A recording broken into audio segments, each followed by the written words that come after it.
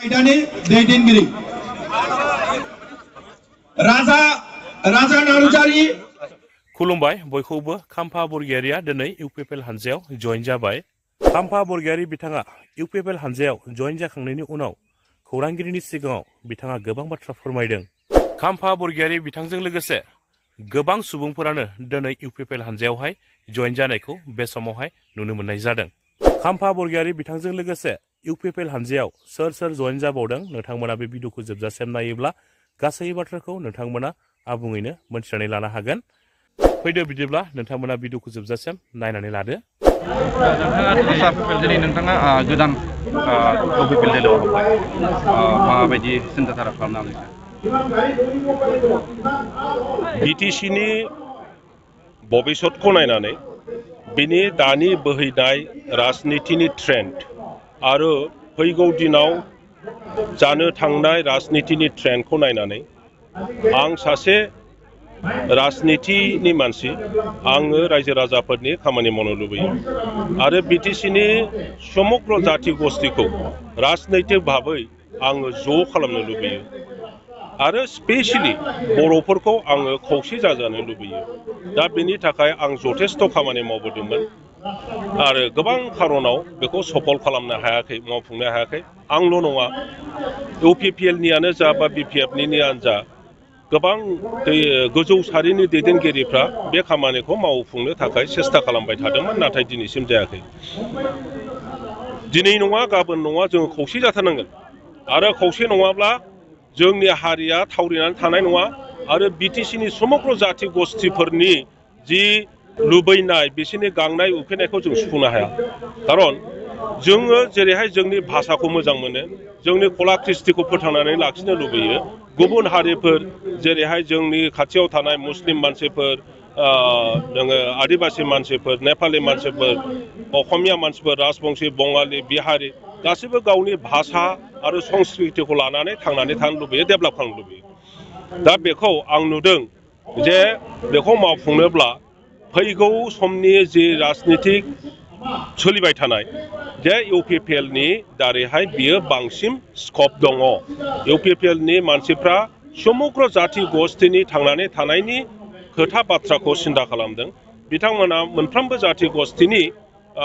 भाषा संस्कृति उन्नयननि सिन्था खालामदों आरो स्पेसियेलि जोंनि बर' मानसिफोरनि थांनानै थानायनि बाथ्रा बिनि परिकल्पना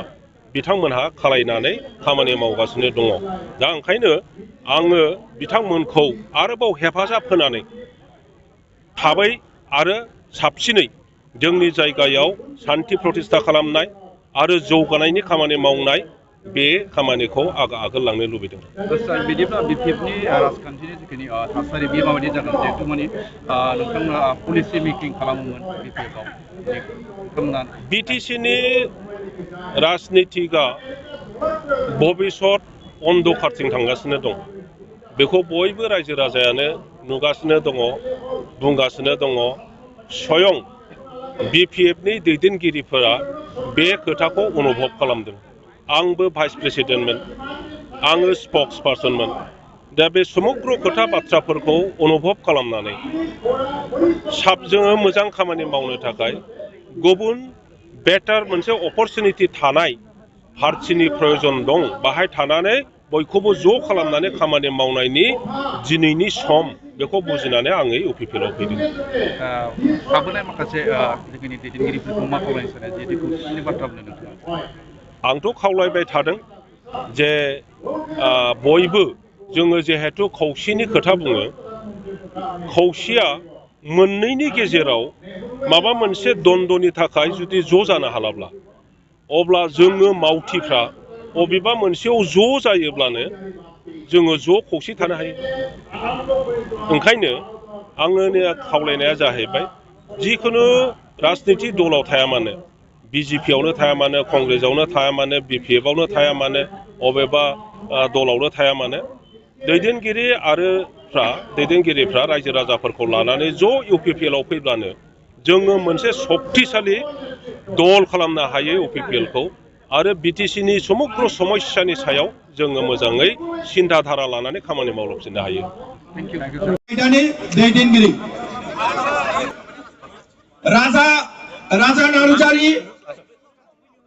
कंग्रिनिफ्राय प्राइमारिनिफ्राय सन्जित बसुमतारी 14 चिरांखौ युथनि बिपिएफनि श्री देवेन बसुमतारी अनसुला बसुमतारी रनजित बसुमतारी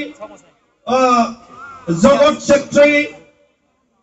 सुनिराम किस्कु देवान सोरेन बिथांमोनखौबो थांनो थाखाय गरि खावलायबाय बिनि उनाव प्राइमारि हिसाबै गाबज्रिनाय जासिगोन गोबांथार दङ गिबियावनो थाइकाजरा फिल्डआव देवस्रि प्राइमारिनिफ्राय गुरुनाथ पक्रेल ब्लक भाइस प्रेसिडेन्ट बिथांनि दैदेननायाव गासै देवस्रिफोरा আজি আমাৰ দলত জয়েনিং হ'ব যিমানখিনি দেউচি প্ৰাইমাৰী আমাৰ বিপিএফৰ নেতৃবৃন্দসকল আছে আপোনালোকৰ সকলোকে অহাৰ কাৰণে অনুৰোধ কৰিছো দেউচি প্ৰাইমাৰী আৰু লগতে দেউচি প্ৰাইমাৰীৰ পৰাও বহুত আছে ৰাইফল গাঁৱৰ পৰা ইয়াৰ দেউচি প্ৰাইমাৰীৰ পৰা ইয়াৰ আমাৰ জয়েনিং হ'ব ইউপিপিএলৰ দেউচি বাংগাপাৰা আৰু 2 নম্বৰ দেউচিপুৰা ইয়াত জয়েনিং হ'ব সকলোকে দেউচি প্ৰাইমাৰী অন্তৰ্গত যিমানখিনি বিপিএফৰ আজি আমাৰ দলত জয়েনিং হ'ব আহাৰ কাৰণে অনুৰোধ কৰিছো মোহনপুৰ দেউচি প্ৰাইমাৰী পৰা এতিয়া আহিব পেন্টল চেৰফং সকলোকে আহাৰ কাৰণে অনুৰোধ কৰিছো তাৰ পিছত আছে আমাৰ কুংগ্ৰিং প্ৰাইমাৰী বিপিএফৰ পৰা যিমানখিনি কুংগ্ৰিং প্ৰাইমাৰী নি বিপিএফ নি তেনেহাই जॉइनिंग जागोन बिथांमोनखौ खावलायबाय कुंग्रिनिफ्राय बिएसइउनिफ्रायबो जॉइनिंग जागोन बिथांमोनखौबो फैनो थाखाय गुरै खावलायबाय रनिकाटा प्राइमारी जिमानखिनि बिपिएफर नेतृबृन्दসকল আছে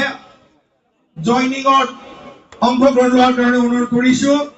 আকৌ ৰনিকাটা প্ৰাইমাৰী তাৰ পিছত অনুৰোধ কৰিব বিচাৰিছো আশ্ৰাবাৰী প্ৰাইমাৰীৰ পৰা আমাৰ 38 জন 38 বিপিএফ কৰ্মীসকল আমাৰ ইউপিপিএল দলৰ যোগদান হ'ব তেখেতসকলৰ আহাৰ কাৰণে অনুৰোধ কৰিছো আশ্ৰাবাৰী প্ৰাইমাৰী মাতিব বিচাৰিছো শান্তিপুৰ প্ৰাইমাৰী পৰা টোটাল 114 জন 114 from শান্তিপুৰ প্ৰাইমাৰী বিপিএফৰ পৰা আমাৰ ইউপিপিএল দলৰ যোগদান কৰিব সকলোকাৰী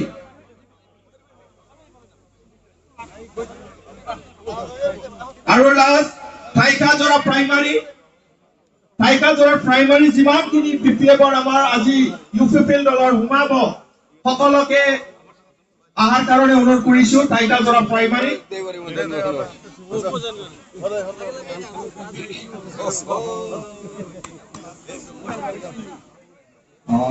লাষ্টত মই আমাৰ হাতীচাৰ প্ৰাইমাৰী পৰা যিমান আমাৰ সহকৰ্মী সকল আছে তাক মই অনুৰোধ কৰিম অলপ আগত আহিব মই নামটো কৰিছো নাম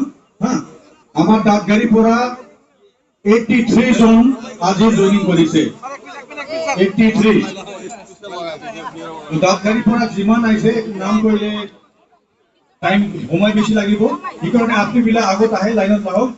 আৰু আমাৰ হাতীচাৰ প্ৰাইমাৰী প্ৰেসিডেন্টটো অলপ আগত আহক আপোনাৰ নামটো আগত কোৱা হৈছিল আপুনি অহা নাই